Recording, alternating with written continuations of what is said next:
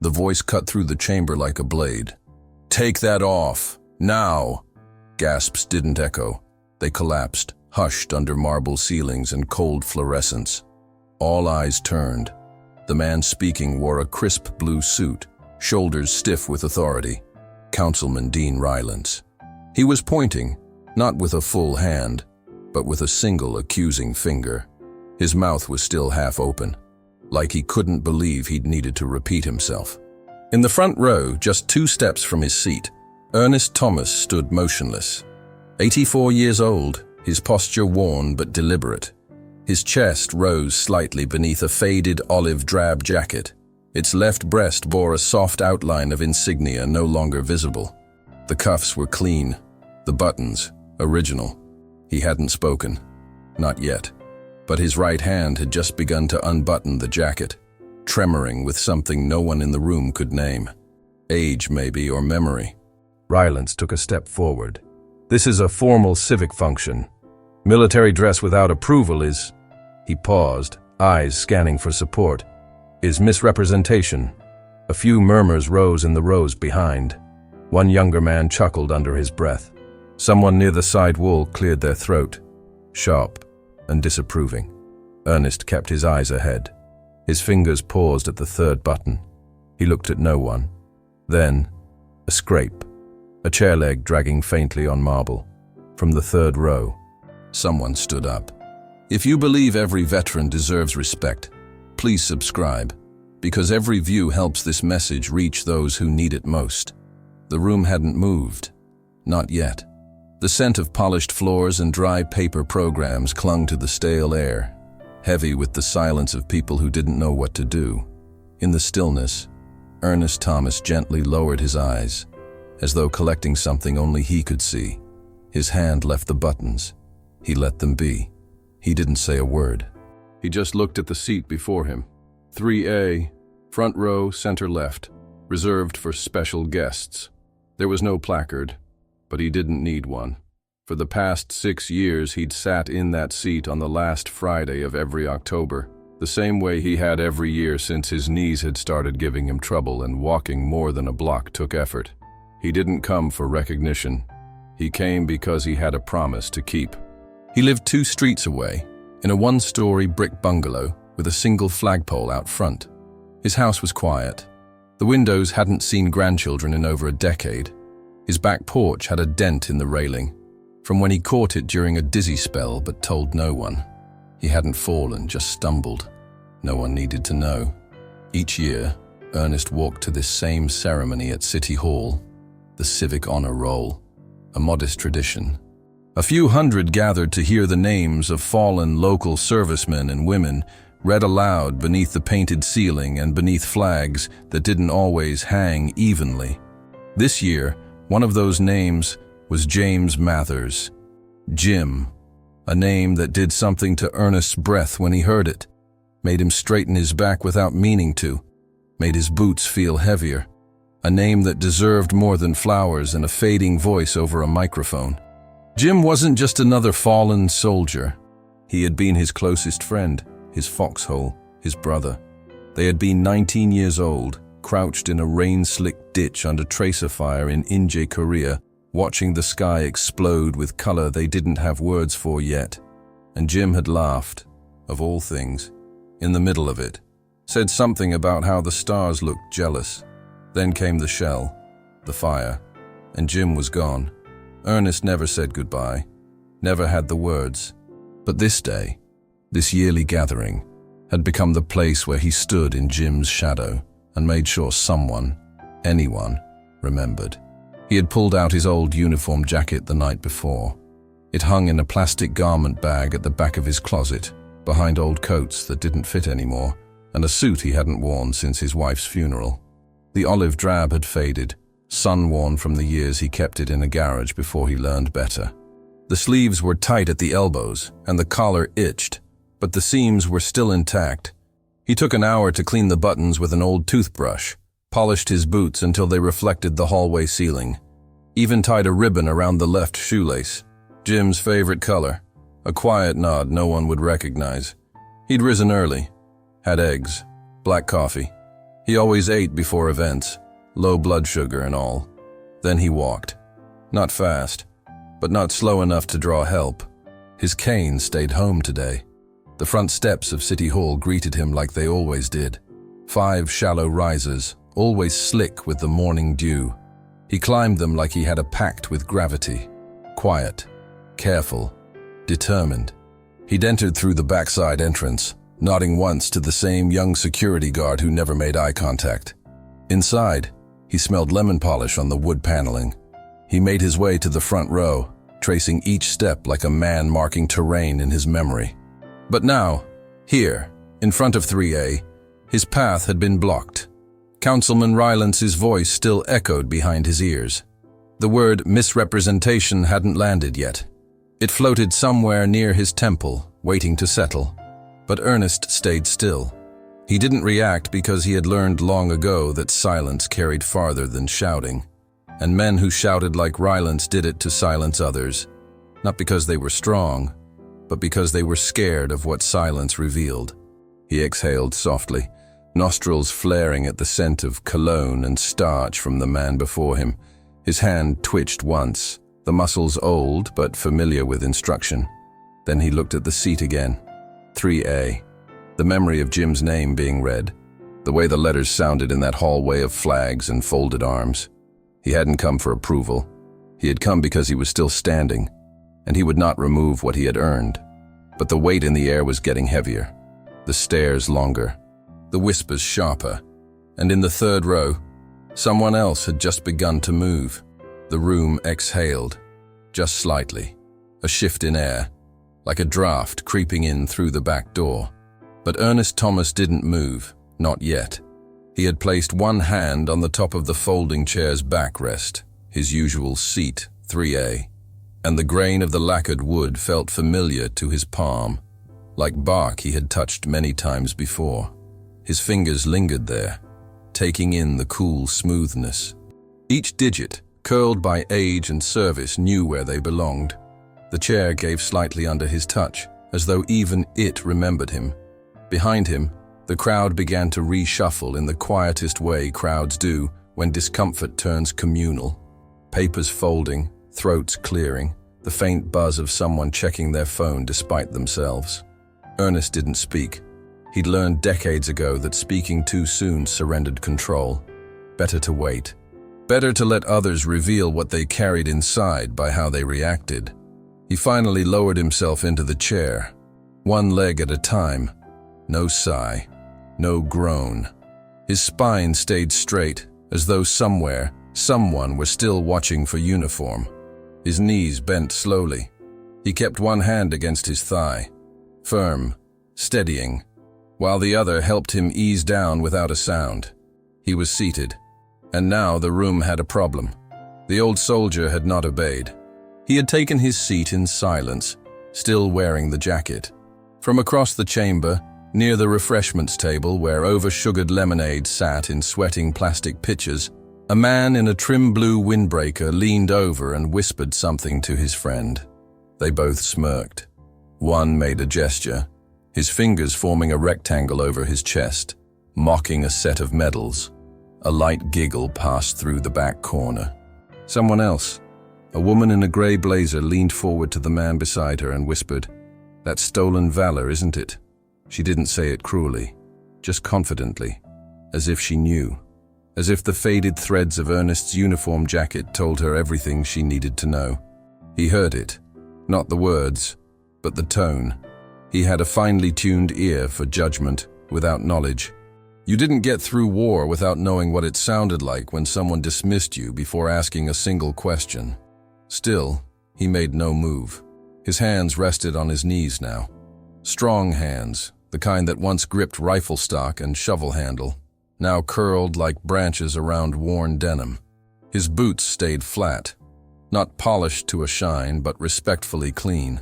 A modest black ribbon had been tied around the left boot's laces, almost invisible unless you looked, but it was there. It meant something. The ceremony hadn't started yet. People still found their seats. Some wandered near the walls, inspecting framed photos of past honorees, unaware that one of those black and white faces, from 1953, fourth row from the top, showed a young Ernest Thomas, barely out of boyhood, standing beside his unit. His expression in the photo was hard to read. It always had been. The local paper had once described it as stone still, like a man who knows what's coming but won't flinch. Someone had even said, years ago, that it looked like a statue, a living monument. But the photo had yellowed, and the frame had dust at the edges, and no one noticed. Back in the chamber, the microphone on the center podium gave a sharp test squeal. A city aide, young, confident, over-moisturized, stepped up and cleared her throat, calling for everyone to take their seats. Her eyes flicked briefly toward Ernest, not in greeting, not in recognition, just an assessment. 1 second, then gone. A man near the aisle coughed and muttered, "Look at this one. Takes 10 minutes just to cross the room." Laughter, thin, unkind, followed like a trailing cough. Another voice chimed in, "Somebody tell Grandpa Halloween's next week." That one landed harder. It reached a woman sitting 2 seats down from Ernest. She looked over, unsure if she should say something. She didn't. Ernest didn't blink. He didn't move. He stared straight ahead, eyes locked on the podium, expression carved in calm. But inside, his chest was starting to hum. It wasn't rage, not even resentment. It was the low, slow churn of memory returning, not like thunder, but like fog, the kind that made everything quieter, that drew out the edges of things. He remembered a train platform in California, 1952. He had been 21. He wore this same jacket, back when the color hadn't faded. A woman had tossed him an apple from the crowd, said, "Come back, a man." He remembered the way her voice broke on the word, back. He never found out her name. Now, seated in this small city hall where ceilings didn't reach high enough and honor didn't run deep enough, he sat alone in a sea of memory, surrounded by civil disrespect disguised as decorum. The ceremony began. The opening line was spoken. "We gather today to honor those who gave everything in service to the country we call home." And no one, not one person, looked toward the man who had walked here on foot, in quiet tribute, wearing the jacket of a war that most people now only remembered when movies reminded them. No applause, no thank you, just more paper shuffling, more polite ignorance, more nods toward polished plaques on the wall, instead of the living plaque seated in row 1, seat 3A. And then, as the list of names began to be read, starting from the earliest conflict, Ernest leaned forward to adjust his bootlace, just slightly. And as he reached down, a hand gripped his shoulder, firm, official, not in support, but in interruption. The grip came from the right, not brutal, but firm, assertive, the way an usher might stop a child from entering the wrong aisle, or how a mall cop grabs a teenager's backpack just long enough to establish dominance. The fingers landed first on the shoulder seam of Ernest's jacket, then slowly pressed inward, not on the bone, not to bruise, but enough that the fabric dimpled and tightened across his back. Ernest didn't react. He raised his head slightly, his posture untouched, the front of his coat still buttoned in perfect line down the center, as if it were still regulation, as if he were still under orders. From beside him, a young man in a city-issued blazer leaned in and whispered, too loudly to be private, too softly to be courageous. "You'll need to remove the jacket, sir. Councilman's orders." No sir in that sentence had honor in it. It was perfunctory, mechanical, a cover. Ernest said nothing. He looked straight ahead, chin slightly lifted. He did not look at the man's hand. He did not brush it off. He simply remained, still and composed, as if the chair beneath him was part of the ground itself. The young man hesitated, fingers still pressing. Then, from the side of the stage, Councilman Dean Rylance cleared his throat with performative volume. The microphone caught it, magnified it, and suddenly every eye in the chamber turned back toward row 1. "Ladies and gentlemen," he began, his voice rich with the inflection of polished politics. "Before we continue with today's solemn proceedings, I must address a matter of decorum." He stepped forward. The light above the podium was unforgiving, white and flat. His collar gleamed. In accordance with Municipal Code 3, 9C and federal guidelines regarding proper military representation, individuals who are no longer active or officially certified for ceremonial participation are not permitted to wear service uniforms at official city functions. His words were dressed in policy, but the blade beneath was clear. The air changed.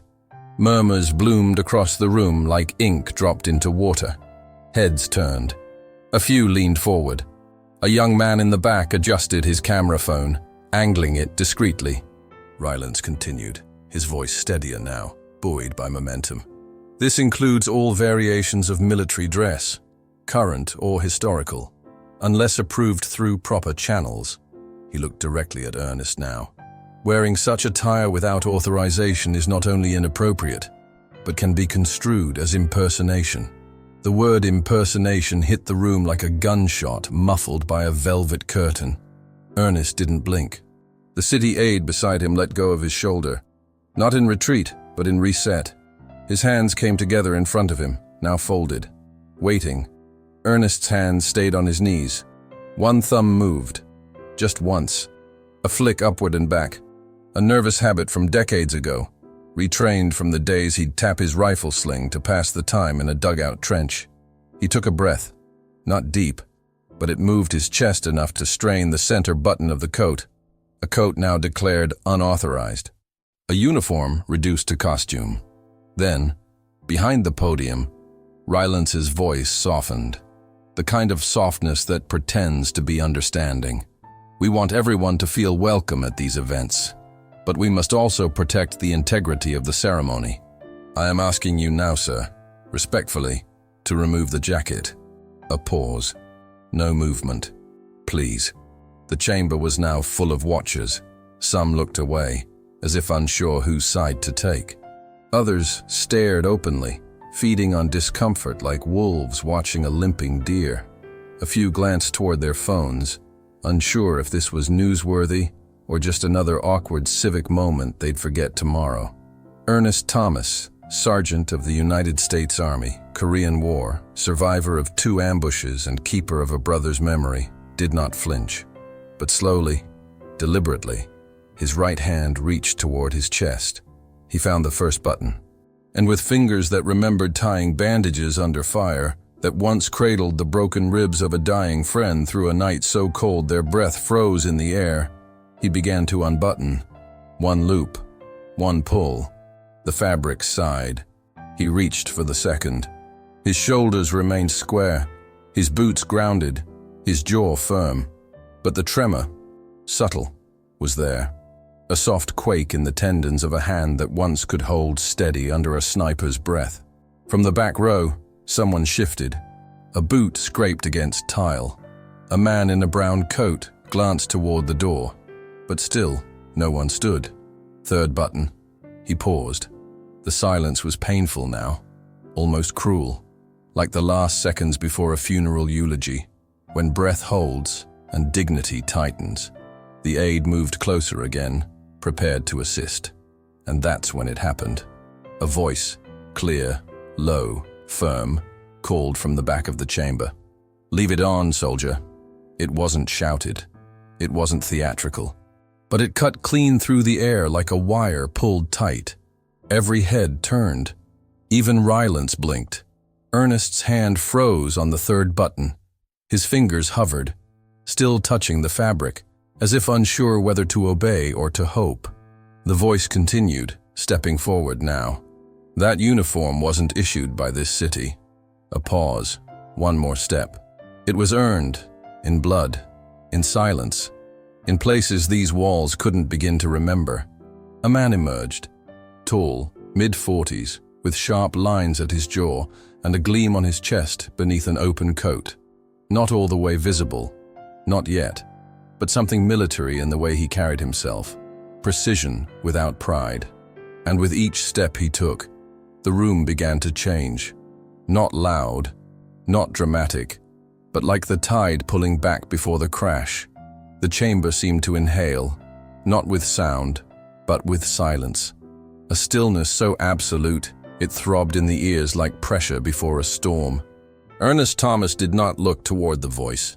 He didn't need to. His hand, still resting near the third button of his coat, hovered there like a man caught between obedience and belief.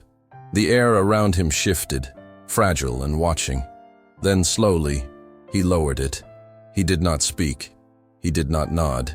He simply rebuttoned the second clasp, the one he had undone moments before, with a steadiness that made the fabric crease precisely down the center, aligning over his chest like a formal salute drawn in stitches. He straightened the lapels, smoothed the hem of the jacket. Then he sat back, spine tall, eyes forward, hands folded gently over one another atop his knee. There was no defiance in him, only discipline, the kind that does not bend for permission because it already answered to something higher, long ago, and never had to ask again. Councilman Rylance stood frozen at the podium. His hands had gripped the lectern at some point, though he didn't remember when. His lips pressed together like he was chewing on words that no longer tasted right. He glanced at the aide still standing a few feet from Ernest. The aide avoided his eyes. No one approached the old soldier now. Behind Ernest, the room had stilled. The murmurs had evaporated, replaced with something heavier, something that tasted like guilt, but hadn't been named yet. Not guilt born of cruelty, but of neglect, of witnessing something sacred and not recognizing it. Across the aisle, a boy, no older than 10, sat beside his father in a wrinkled button-down shirt. The boy leaned forward, eyes wide, lips parted just slightly. He didn't understand what was happening, but he knew it mattered. He tugged gently on his father's sleeve and whispered something. The father didn't answer. He was still staring, jaw tight, as if a truth he'd once forgotten had just sat down before him in row 3A. Ernest remained still. There was a discipline in his stillness. The way his left heel tucked back under his seat at a 45-degree angle, the way his back remained straight, even though the metal chair had no support. He rested his hand on the folded program in his lap. The creased paper bore the date and seal of the city of Huntington Park. Its corner curled slightly. He had unfolded and refolded it 4 times while waiting in the lobby earlier. Not from nervousness, but out of habit. A soldier's idle meditation. On the front of the program was a list of names to be honored that day, printed in bold, 15 in total. Ernest's thumb now gently tapped one of them. James Robert Mathers, United States Army. Died in service. Korea, 1953. Ernest didn't look down at it. He didn't need to. He'd memorized the order the moment he'd picked it up. The silence pressed in. No one knew what to do. The city's protocol manual didn't cover this, a living veteran refusing to remove the past from his body. A room full of policymakers now surrounded by the quiet breath of a man who had walked into this chamber not to be seen, but to remember someone else, and who was now being remembered despite himself. A woman near the back, a teacher, perhaps, with reading glasses perched on her head, lowered her chin and took out a tissue. She didn't wipe tears. Not yet, but she kept it ready. And still, Ernest sat, motionless, unflinching, as though his presence alone had become a kind of protest. But it wasn't anger. It wasn't rebellion.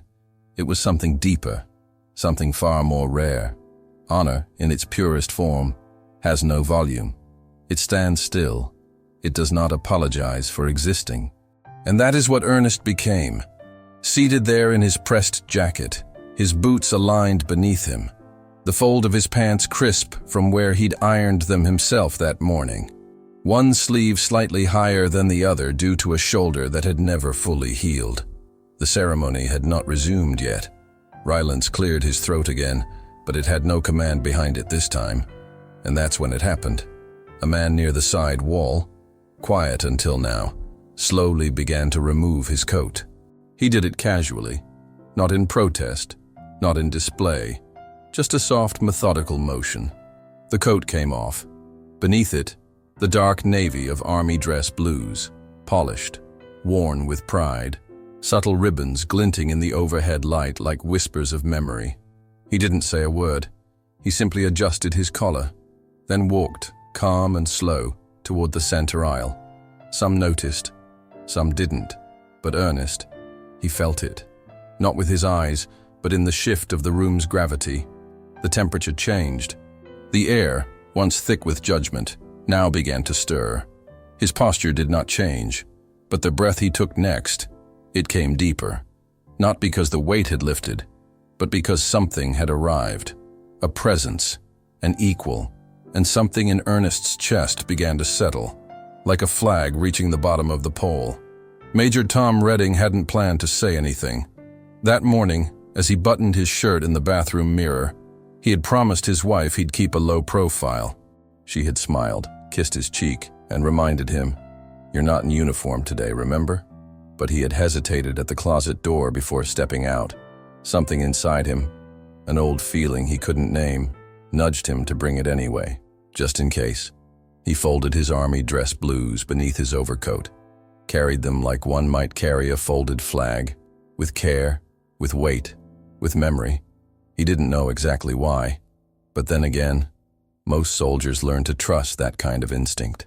It wasn't superstition, it was something older, something stitched into the bones after enough nights without sleep and enough mornings where the world asked more than you were ready to give. He had arrived at City Hall with the rest of the crowd, moving unnoticed. He had chosen a seat along the far right wall, not wanting to be center stage. He wasn't here for recognition. He was here for Jim Mathers, a man he had never met but whose name had lived in his family like gospel. A name spoken reverently in quiet corners of conversation. A name his father never said without lowering his voice. Tom had grown up on that story. His father, Charles Redding, had been a skinny, sharp-eyed radio operator in the United States Army, stationed near the 38th parallel in Korea. One night, under shell fire, his unit had been pinned down in a valley that offered no cover, no hope. His father should have died that night. He always said it plain. "I should have died in that crater, but I didn't, because of a man named Ernest Thomas." That was all he would say. No details, no embellishment, just the name. A name wrapped in a silence too heavy to unpack. And so, when Tom had seen the name Jim Mathers listed among the honored dead in the city's ceremony notice, something had stirred. He hadn't known Jim, but he knew the name beside him, knew what it meant, knew what it cost, and so he came. And now, seated along the side wall, Tom had watched the entire encounter unfold like a play he hadn't meant to attend. At first, he'd thought the man at the front, the old one, with the upright spine and the quiet coat, was simply another guest, someone who perhaps dressed up to pay tribute. But the longer he watched, the more details he saw. The way the man placed his hand on the back of the chair before sitting, like a ritual, not a habit. The way he pressed his lapels into place before lowering himself. The way he responded to insult with stillness, not silence. A soldier didn't flinch because he didn't need to. He had already endured more than words could wound. Tom watched the disrespect land like sleet against stone. The smirks, the side comments, the sterile policies quoted by a man in a suit who had likely never dug a trench or cleaned blood from his own boots, or watched a friend take their last breath in a field of fire. He watched the old soldier sit, watched him straighten his jacket, watched him become in that moment more than a man in a chair. A relic, they would call him. But Tom saw a sentinel. His hand had already moved to his coat button before he realized it. He didn't make a show of it. He didn't look around. He didn't stand abruptly or challenge authority. That was never the point. He simply undid the top clasp of his overcoat, one movement at a time, until the fabric opened and revealed what lay beneath. The dark navy blue wool, the glint of polished buttons, the subtle flash of ribboned commendation over his left breast. Nothing ostentatious, nothing boastful, just the truth, worn and earned. He stepped into the aisle, not fast, not slow, purposeful. His boots, though softened from years of civilian wear, still landed with that unmistakable rhythm, the cadence of someone who once marched because he had to. As he approached the front, the light above him revealed more of the uniform, the name, patch, the insignia, the shine that didn't need to be explained. Some in the crowd noticed. Their heads turned.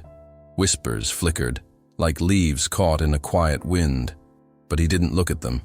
His eyes were on Ernest Thomas. The old man had not looked back. But Tom knew he was aware.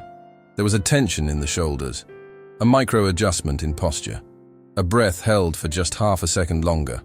Tom reached the row, stopped, looked down at the man who had once dragged his father from a crater and refused to tell the world about it. There were no words. He stood at rest, hands behind his back, head high, but not stiff. He didn't need to announce himself. The act had already spoken.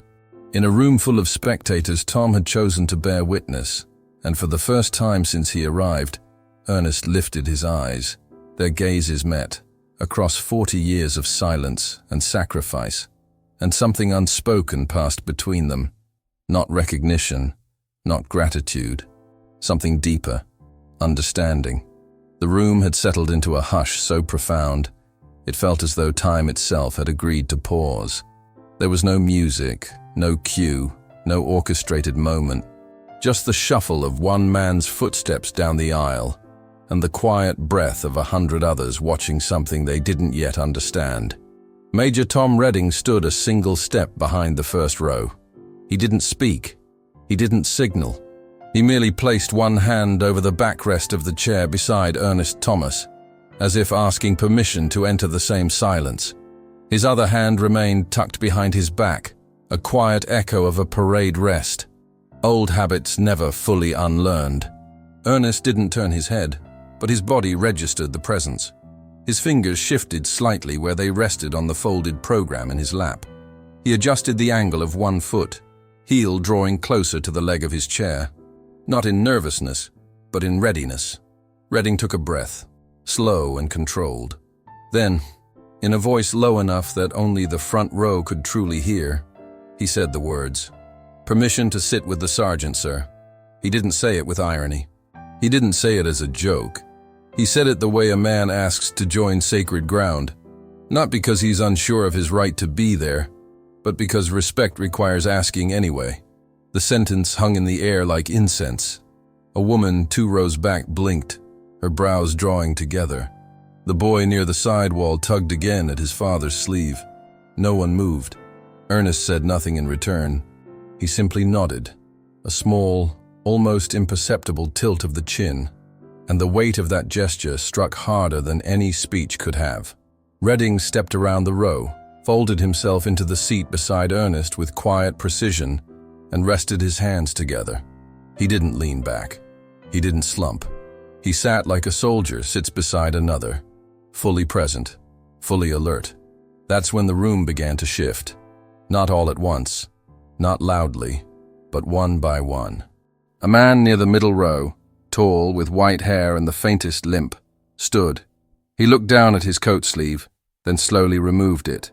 Beneath, a simple Marine Corps dress shirt. He didn't speak.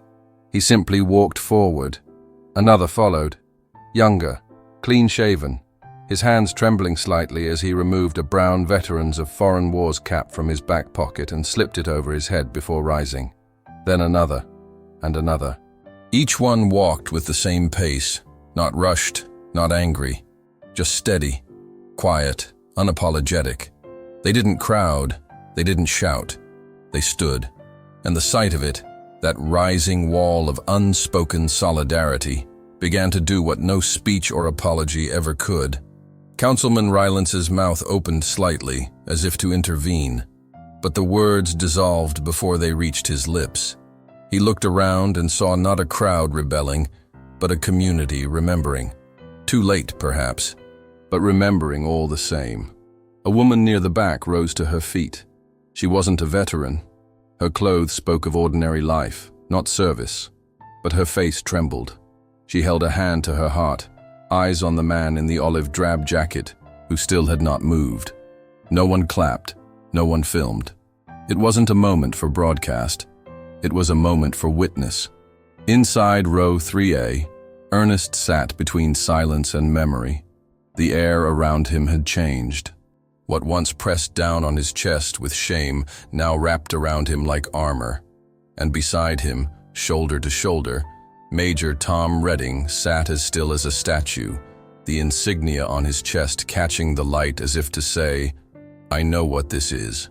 I see you. I will not look away."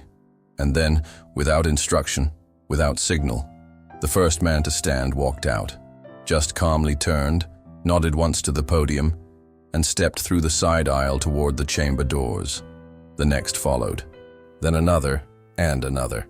Within 30 seconds, a full line had formed, uniformed and not. Men and women, shoulder patches and medals, ball caps and dress coats, some with canes, some limping, some walking with the kind of strength that doesn't come from youth. They exited in silence. No one stopped them, because no one could. And inside the hall, only the sound of the flag above the podium fluttering under the ceiling fan remained. Ernest didn't smile. He didn't look around. He didn't need to. He just sat, hands still resting on the folded program. And finally, the chamber understood. The chamber doors swung closed with a soft click, the final whisper of a movement that would echo for years. And in their absence, silence settled again. Not the awkward stillness of before, but a fuller, heavier quiet, like the moment after a bell stops ringing and the world listens for what comes next. Ernest Thomas did not turn his head to watch them leave. He remained seated, hands resting gently atop the folded program, fingers curled but relaxed, the way one sits not in triumph, but in stillness earned. His shoulders had not moved since the moment the first footsteps walked out. They remained squared, calm, as if somewhere in his soul he still stood at attention. Beside him, Major Tom Redding stayed silent. He didn't glance at Ernest. He didn't adjust his posture or clear his throat or perform the kinds of small gestures that beg for acknowledgement. He simply sat, shoulder to shoulder, like two sentinels watching a tide go out. His jaw was set, not from tension, but resolve. His boots, polished to a respectful sheen, were placed firmly on the marble tile, heels close, toes slightly angled, a perfect rest position without command. Between them passed a moment too quiet to be marked by anything but breath. Ernest inhaled, held it, let it go slowly, and in that small breath was memory. Not a single scene, but the weight of a lifetime. Field tents under frost, mud, letters folded in tin pockets, Jim Mather's laugh echoing off a valley wall the night before the convoy disappeared into the trees and never returned. He didn't have to tell Tom the story. Tom already knew it in some way, the same way all sons of soldiers carry the shape of their father's silence. They didn't look at one another, but the air between them shifted, as if something invisible had passed, a current between two bodies long trained to sense what others missed. At the far end of the hall, a staffer, young, uncertain, trying to act like this wasn't outside her pay grade, moved to approach the front. She paused. Her heels tapped once against the floor. She looked toward the podium, then at Ernest, then at Redding. Whatever she had been about to say dissolved before it found her lips. She turned, retreating with a clipboard in her hands and no instruction on how to use it. The rest of the chamber remained seated, unsure whether the ceremony had paused or simply ended. Some guests whispered behind open palms. Others looked down at their folded programs, as if searching for rules. But no one rose to correct what had happened.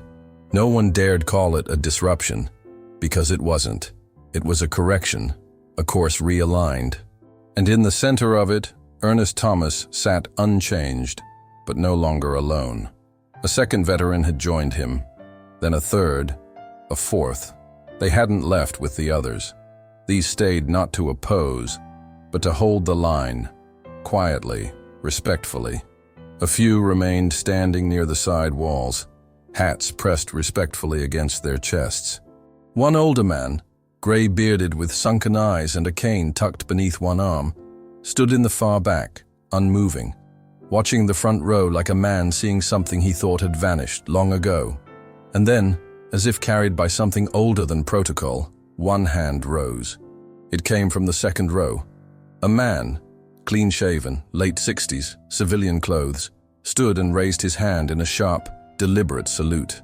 Not to the flag, not to the councilman, to Ernest. Others followed, not in chorus, not synchronized, but one by one, as if each were waking from a long sleep. Some saluted, others simply bowed their heads.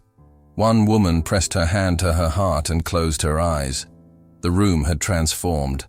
No proclamation had been made, no apology offered, but somehow, through silence and posture and presence, the story had shifted. Still, Ernest did not move. He hadn't flinched once since the moment Rylance had ordered him to strip his coat. That coat now seemed to shimmer beneath the chamber lights, not for its fabric, but for its story. A story that had been ignored, dismissed, almost erased, until another man in uniform recognized its weight and decided it would not be carried alone.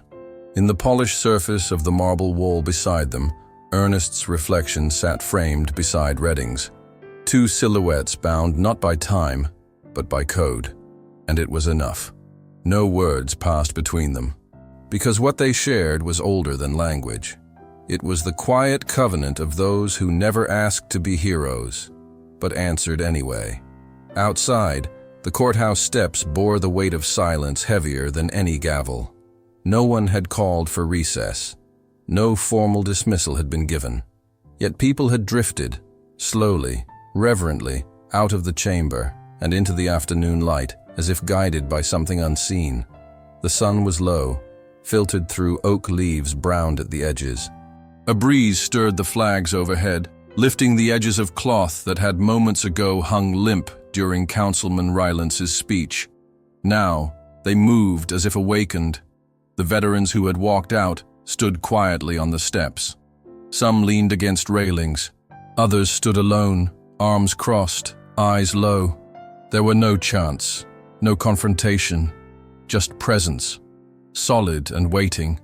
Major Tom Redding stood at the base of the steps, hands at his sides, his coat now fully removed and folded over one arm. The glint of his medals caught the light. Subtle, not showy. He didn't raise his voice, didn't step onto a podium. He simply turned to face the small gathering that had formed around him. 15, maybe 20 people now. Civilians, veterans, city staffers who had slipped out the back, unsure what they'd find. He looked up toward the courthouse doors, then toward Ernest, who had followed behind and now stood beneath the stone arch, his jacket still buttoned, his face unreadable. Tom spoke quietly, but with a voice that didn't need height to carry. "There's something I need to say," he began, "because I think too many of us just watched a man be asked to erase his story." He turned, looking at the faces gathered. "This is Sergeant Ernest Thomas," he continued. "United States Army, Korea. He's not just a veteran. He's the reason my father came home." A few heads tilted, a shift in stance. Interest sharpened. "My father was Private First Class Charles Redding. He served in the same unit as Jim Mathers, the man this ceremony was supposed to honor today. I've heard those names my whole life. Mathers and Thomas. One died in a valley we'll never find. The other carried his name through 50 winters without ever asking for thanks." Tom's voice caught for a moment. Not theatrically, just a pause. The kind that comes when a man's words brush against something sacred. "My father never told the full story, but I know this much. In June of 1953, their convoy was ambushed in the Inje region. Fire from both ridgelines. They were caught. Half the unit fell back. My father couldn't. He was pinned under a collapsed truck bed, bleeding. No radio, no help coming." He turned slightly toward Ernest now. Not fully, just enough to acknowledge his place without stealing the moment. "And this man," he said, "went back in. Not once. 6 times. Pulled them out one by one. My father was the last. He said he remembers looking up and seeing a silhouette through the smoke. He thought it was a ghost, thought maybe the angels wore olive drab. Soft laughter fluttered through the crowd, the kind laced with humility, not humor. He told me," Tom added, voice lower now, that Sergeant Thomas dragged him through fire, through blood, through a ravine, and then disappeared. Never spoke of it, never asked for recognition, never let the story center on him. He reached into his coat pocket, and from it unfolded a small laminated photograph, aged at the edges, colors faded to near sepia. He held it out. "This is them, Jim, my father and Sergeant Thomas, taken 2 days before the ambush." The photo passed from hand to hand. Gasps, whispers, a woman's voice saying softly, "My God." In the image, a much younger Ernest Thomas stood between 2 boys barely out of school, his arm in a sling, a crooked grin on his face, dust on his boots. The sun overhead caught just enough of the badge on his chest to gleam through the age. Tom looked back at the group. Today, someone tried to make him feel like a trespasser in the very room meant to remember the men he buried, and he said nothing. He didn't protest. He didn't argue. He just sat down. He paused. But the truth stood up, and so did we. A hush followed, a reverent stillness. Somewhere down the street, a car horn blared, far away and out of place, the kind of ordinary noise that only made the moment feel more sacred in contrast. Ernest didn't speak. His hands remained folded behind his back, but something in his eyes had changed. Not softened, not broken, opened. Because now others carried the memory. Now, the silence wasn't his alone. That night, the city lights buzzed just slightly louder than usual. Not because anything had changed in the wiring, but because something in the air had shifted. Across the quiet streets of Huntington Park, windows glowed in amber, porches flickered with tired bulbs, and somewhere beyond them, neighbors whispered about what had happened that morning in the council chamber. The story was already spreading, not through headlines, not through news outlets, but by word of mouth, the old way, the real way.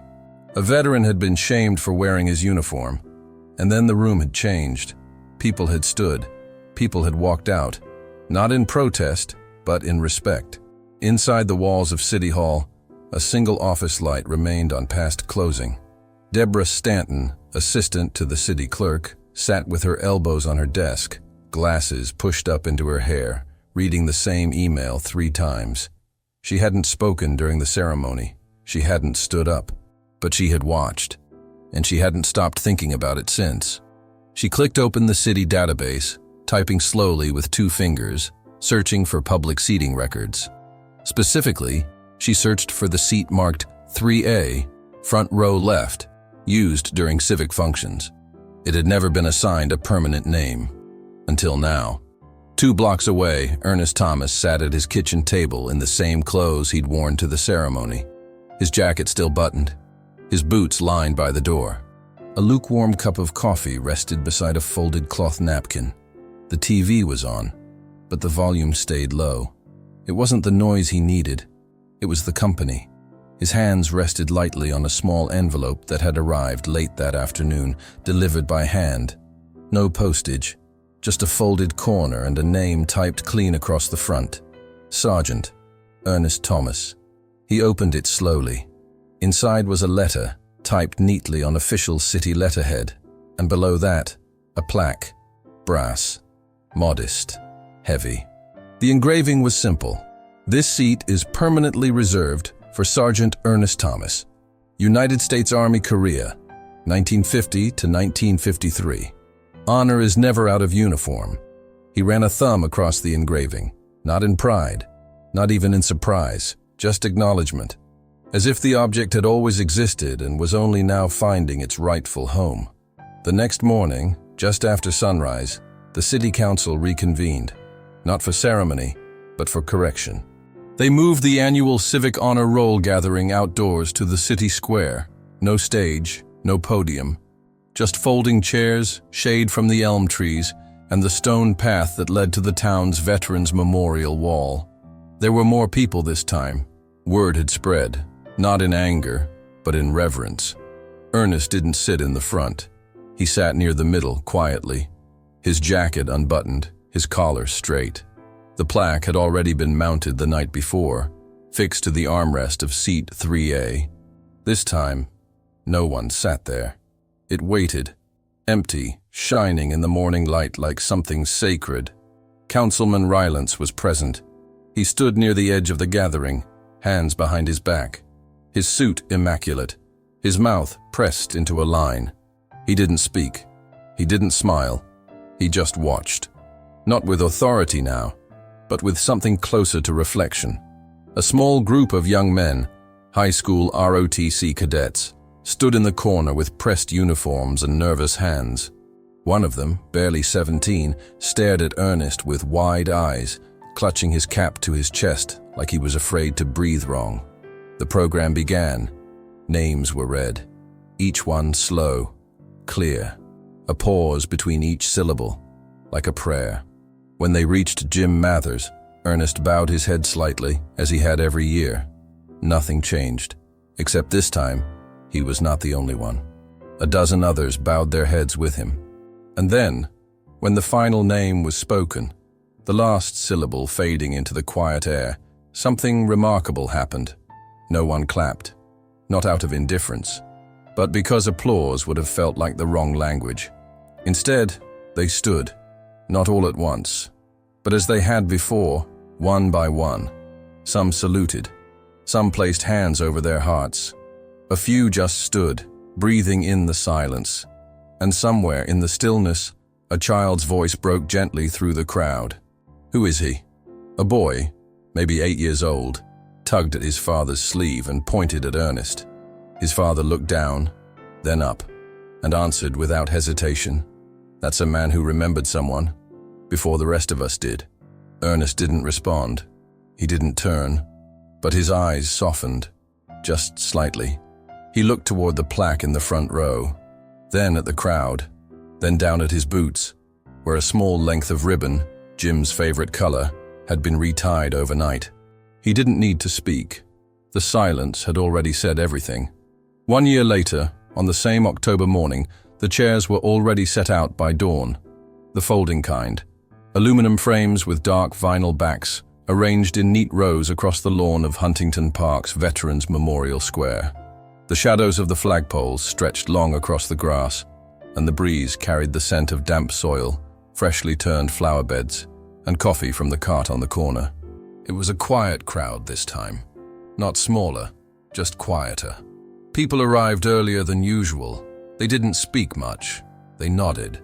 They lingered by the bronze name wall longer than normal. Some brought lawn chairs, as if planning to stay a while. Others came in uniform, not because it was required, but because it felt right. At the front, in the first row, seat 3A waited. Clean, polished. A small velvet rope had been placed around it, not to block it off, but to draw attention gently. The brass plaque was now deeper in tone, oxidized slightly by the weather, but the letters remained sharp. People didn't take photos with it. They didn't touch it. They simply looked, and when they passed it, they nodded, as though the chair had become a person in its own right. Ernest arrived just before the bell struck 9. No escort, no fanfare, just the same slow, deliberate walk, his spine still straight, his coat clean but casual this time. A tan jacket, no insignia. His boots shined, and his left pant leg still bore the small crease he ironed in himself. He didn't sit in the front this year. He took a place halfway back, beneath a small elm tree whose leaves were beginning to yellow. He leaned his cane, something he now accepted when the mornings were cold, against the armrest, and sat without help. From his seat, he could see the entire gathering, the families, the veterans, the new faces. He saw Councilman Rylance seated near the rear edge of the crowd. The man was quieter now, thinner perhaps. He hadn't resigned, but he hadn't spoken publicly since the incident last year either. Some lessons don't require public confessions, just silence and listening. The ceremony began. No long speeches, no pomp, just names, one by one. And when James Mathers' name was read aloud, now etched into the new memorial stone with golden lettering, Ernest bowed his head once more. But he wasn't alone. All around him, heads bowed too. One child near the edge of the crowd stood upright and saluted, awkwardly, a little too fast, but full of effort. His hand trembled. His feet weren't aligned properly. He couldn't have been more than 9 years old. And then he turned, hesitantly, and walked toward Ernest. He stopped just beside him, looked up. "Can I sit with you?" the boy asked. Ernest didn't answer immediately. He looked down at the child, studying the small cap on his head, a replica of World War II design, slightly askew, and the scuffed shoes that spoke of tree climbing more than ceremony. He smiled, just faintly. "Sure, son." The boy nodded as if receiving orders. And together, they sat. No music played. No announcements were made. But something had changed. The gathering would now happen outdoors, permanently. The seat would remain marked, polished, untouched. The younger ROTC cadets had begun placing red ribbons on their boots in silent tribute, just like the one Ernest wore for gym. No one had told them to. They had just started doing it. And every year since, someone new would sit with him. Not because he was famous, not because of ceremony, but because he had remembered someone before the rest of the world did. And in doing so, he had taught them all how to remember better. If stories like this resonate with your heart, like and subscribe for more untold moments of honor and kindness. Let us know where you are watching from, and if this moment brought back memories you carry with you. The best way to honor their memory is to keep listening. Click on the suggested video now, and we'll walk together through another untold chapter of courage and sacrifice.